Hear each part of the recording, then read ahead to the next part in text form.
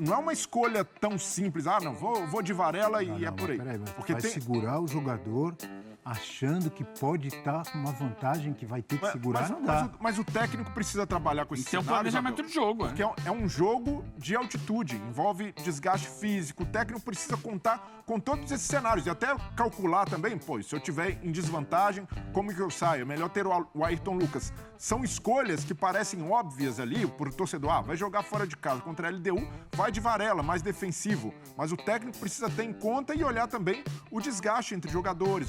O Varela também acabou precisando ser acionado no Clássico. Fala pessoal, sejam muito bem-vindos ao Flamengo Informa e agora vamos acompanhar como a imprensa vem analisando o grande jogo de hoje entre LDU e Mengão. Mengão enfrentará a LDU fora de casa, um jogo difícil, complicado, na altitude.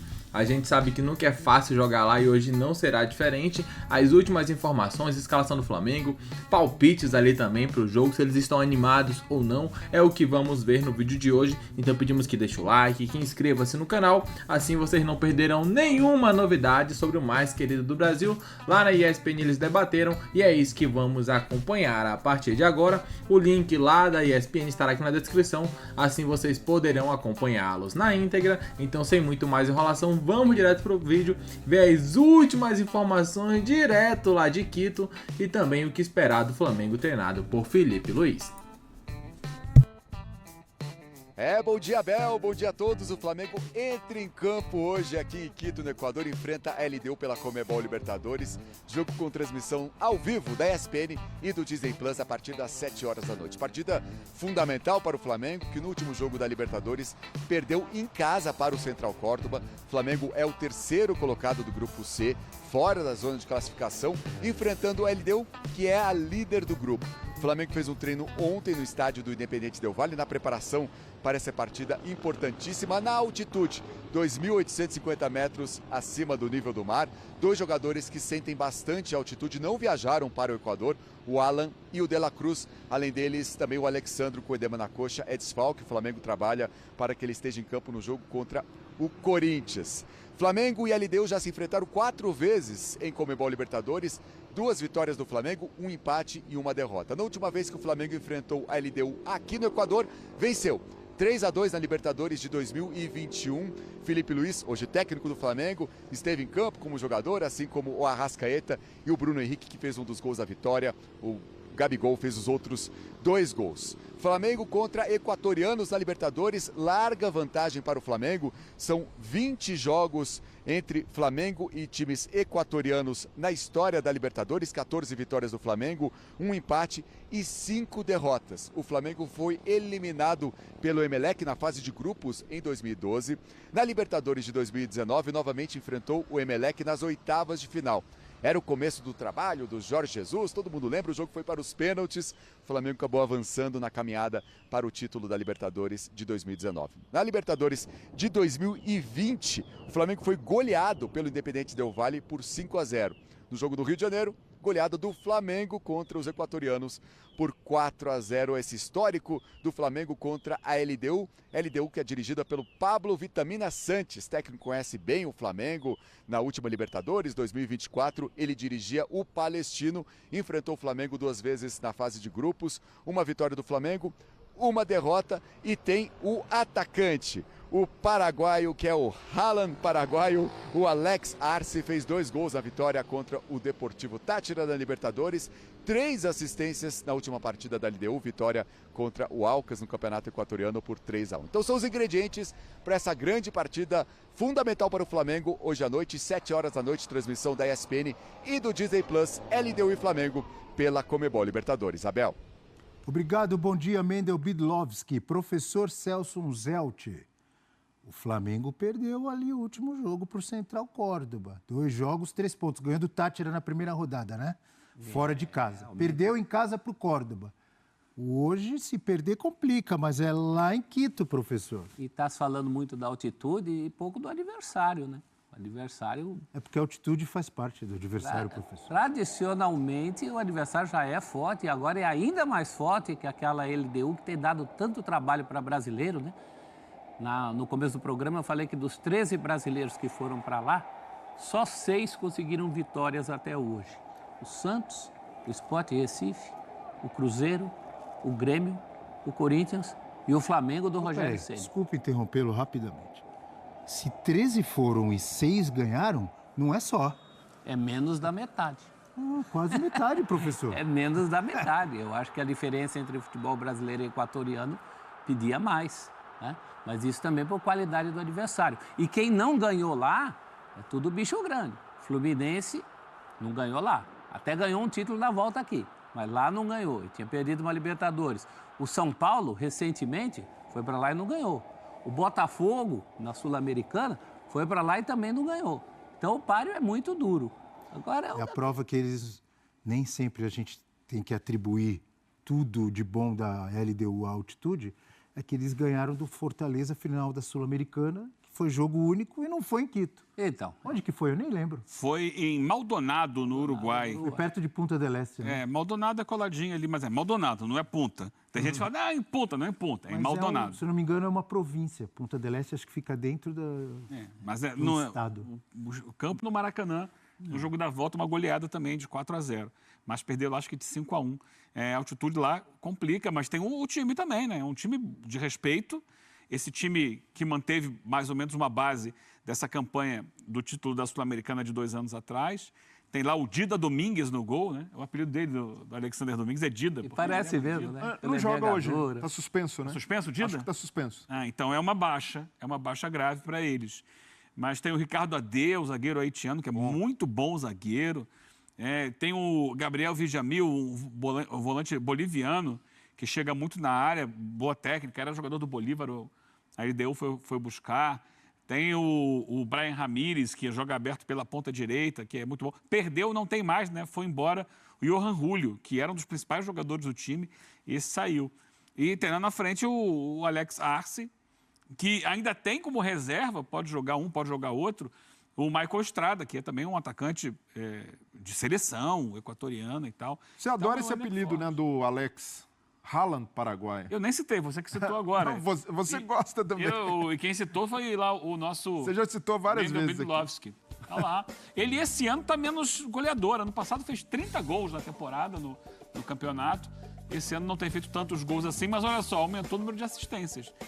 No último jogo foram 2 assistências dele para a vitória de 3-1 sobre o Alcas, o Papá Alcas, no Clássico de Quito. Falaram vários nomes aí da LDU. E os nomes do Flamengo? A gente não precisa falar, ué. Vocês dispensam a Apresentação. Do Flamengo. apresentação. A gente fala todo dia deles aqui. Mas eles vão precisar. Por exemplo, o Flamengo não vai ter o De La Cruz, nem o Alan, que teoricamente é o reserva imediato dele. Os dois têm problemas com altitude. Isso já foi dito aí várias vezes. Também não tem o Alexandro. Então, no meio-campo, você já provavelmente vai ter que trazer o Gerson para jogar no meio-campo, junto com o Pulgar. Caramba, que alegria, hein, pro torcedor rubro-negro. Não, porque você tira o Gerson do lado direito, que é onde ele está mais à vontade. Pode pôr ele em qualquer Ou então lugar você que ele é coloca o jogador. Everton Araújo. Everton Araújo com o Pulgar ali e mantém o Gerson aberto na direita. Mas é um jogo muito do desgaste físico, né? Você precisa fazer um bom primeiro tempo, dosar as energias para não cair muito de produção no segundo, que é o que acontece naturalmente. O ar vai faltando. Então é um jogo muito de inteligência, acima de tudo. E é um teste também para o elenco do Flamengo, porque esse é o tipo de jogo que envolve mais do que altitude. Envolve logística, envolve o desgaste do clássico contra o Vasco, que o Flamengo precisou martelar ali o jogo inteiro em busca do gol, não conseguiu. Então, tem desfalques por questão de altitude.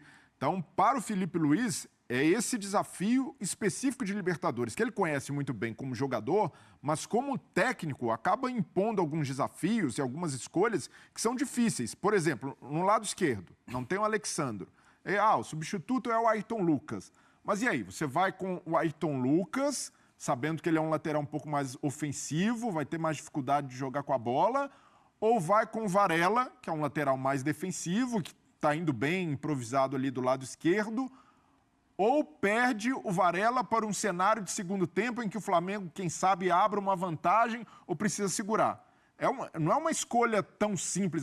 Vou de Varela e é por aí. Peraí, mas porque vai segurar o jogador achando que pode estar com uma vantagem que vai ter que segurar, não dá. Mas o técnico precisa trabalhar com esse Isso é um cenário, planejamento Isabel, de jogo. porque é um jogo de altitude, envolve desgaste físico, o técnico precisa contar com todos esses cenários e até calcular também, se eu tiver em desvantagem, como que eu saio? É melhor ter o Ayrton Lucas. São escolhas que parecem óbvias ali para o torcedor. Vai jogar fora de casa contra a LDU, vai de Varela, mais defensivo. Mas o técnico precisa ter em conta e olhar também o desgaste entre jogadores.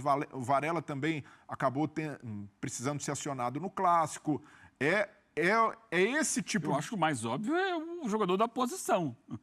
O Varela é uma improvisação. Então, mas é uma improvisação que tem dado certo, ele tem segurado a onda por ali. Então, hoje o Felipe Luiz confia plenamente no Varela para fazer a função do lado esquerdo. Mas quando não tem o lateral esquerdo. Mas é que o Ayrton Lucas também, fosse o Flamengo jogando em casa, é ali o Ayrton Lucas usando muito corredor, mas o Flamengo... Você está dizendo que o Varela marca melhor, é isso? Marca melhor e é isso. Num cenário em que o Flamengo não precisa atacar tanto e tendo o Michael por ali, já sabendo que é o cara que é da velocidade pelo lado esquerdo, para mim equilibraria mais o time o Varela, mas eu entendo também o Felipe Luiz se ele resolver segurar o Varela para uma necessidade de subir a intensidade física e resistir mais na marcação no segundo tempo. Ayrton Lucas não pode ficar mais? Num jogo específico? Não atacar Pode, tanto? mas não é a tendência, né? Eu acho que aí já está a bola Não é a cantada tendência de uma... se o técnico não pedir, professor. Eu acho que aí uma tendência que tem que observar o time como um todo, né? O Flamengo lembra um pouco que era o Flamengo lá atrás do Jorge Jesus, mas o Flamengo do Felipe Luiz é um time de imposição no jogo. É um time que marca no campo de ataque, que tenta manter essa bola no campo de ataque o tempo inteiro e martelar o adversário até encontrar o seu gol. Fez o primeiro, faz o segundo e vai continuando. Você acredita nisso, jogando em Quito? Essa é a questão. Esse é o ponto que eu estou levantando. Se fizer logo, é uma beleza. Jogando no Maracanã é assim. E se não fizer? É o Flamengo que se impõe o tempo todo.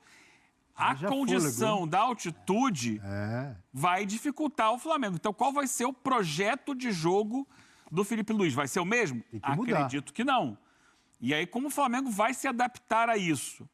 A ser um time, eventualmente, que vai sair mais de uma linha baixa para tentar uma transição, para buscar o resultado. Que jogadores vão estar bem para poder fazer esse movimento de transição, porque não é fácil você gastar pique para ficar indo e voltando. O próprio Felipe Luiz falou sobre isso, né? Você deu um pique, você não vai dar outro, porque já não consegue recuperar. Então, é entender que, e o torcedor que vai acompanhar o jogo, sabendo que não vai ser possível colocar em prática a mesma filosofia de jogo do Flamengo no Maracanã, que é um time que atua no campo de ataque o tempo inteiro, sufocando o adversário, recuperando bola. Pode até fazer isso por algum tempo, mas o tempo todo não vai ser possível e vai correr riscos de ter um desgaste físico muito grande. Então, a minha grande interrogação é essa: como será o Flamengo na altitude? Que proposta de jogo o Felipe Luiz vai tirar da cartola? Não espere aquela intensidade contra o Juventude, que já não apareceu contra o Vasco do Maracanã. Eu tô muito nessa linha também. Não esperem que o Flamengo vá pra cima, vá querer ficar sufocando o adversário. Acho que isso não acontecerá pela altitude. É muito complicado, é muito difícil jogar lá, é muito difícil essa maneira de imposição que é o estilo do Flamengo, né? Então hoje o Felipe certamente tem um grande obstáculo pela frente, né? Que é mudar completamente o estilo de jogo, onde o Flamengo geralmente propõe. Hoje, se tentar propor naquela velocidade, naquela imposição, toda hora indo pra cima, vai dar meia hora de jogo, os jogadores não vão ter mais ar. Essa que é a realidade. Jogar na altitude não é fácil, é sempre complicado. Você dá um pique e já tá morrendo, sabe? Então é saber ter um equilíbrio, é claro, e tentar fazer um bom jogo contra a LDU. Se vencer, será um resultado espetacular, porque a gente sabe que nunca foi fácil jogar lá e dessa vez não será diferente. Diz o que vocês pensam, comentem abaixo, daqui a pouco voltaremos com muito mais informações. Um grande abraço e até logo mais. Valeu!